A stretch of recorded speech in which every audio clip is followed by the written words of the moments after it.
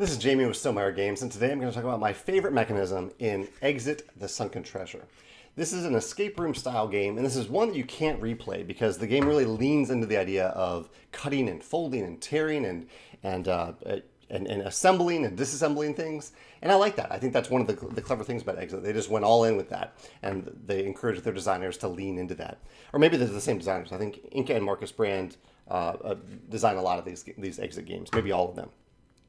There are two core mechanisms, one of which I remember from the other Exit game that I played that I really liked, and another that I don't remember, but maybe it was there too.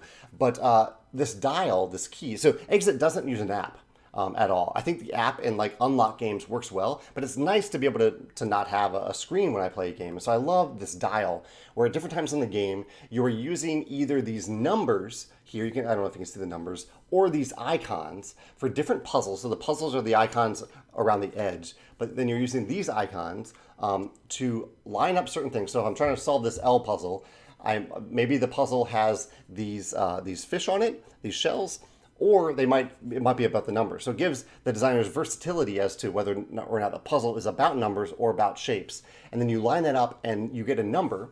This says number 28, and you pull number 28 card out of the stack. And this is where a certain element of redundancy comes in that I think is really, really clever, because what they could have done is had card 28 say you were correct or you were incorrect, and that's it. They could have done that, and it could have had a pretty thick deck of cards to cover all these different numbers to do that.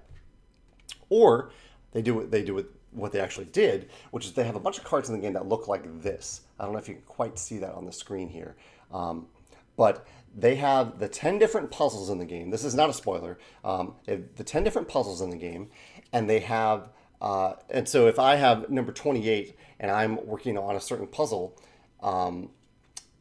it says this code might be right. You need to look at this card, and the card then might say you were right or wrong. And so it's this extra level of kind of fact checking before you actually spoil something about the game, which I think is really, really important to this game. This level of get this number, pull out this specific card, let's pretend this is card 28, and then look at the puzzle that you were working on, and then you draw another card, and that card will indicate if you were right or not.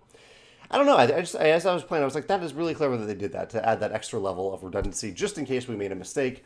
We're not spoiling a big aspect of the game for ourselves.